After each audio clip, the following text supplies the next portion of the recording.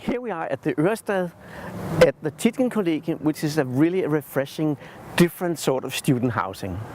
Not only a very different sort of student housing in its shape and form here, in great contrast to the monotonous, boxy, rectilinear character of the entire Ørestad, but it's also refreshing in the sense that it's like a symbol of getting together, of community, of student life together while you study.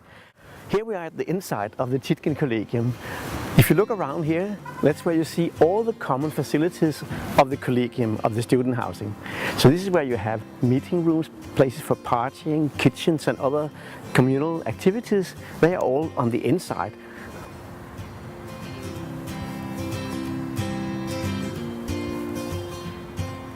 The course on Danish architecture and urban design here at the Copenhagen University, Amager, covers a wide range of buildings, among which the Tietgen Collegium here is one bright and brilliant example.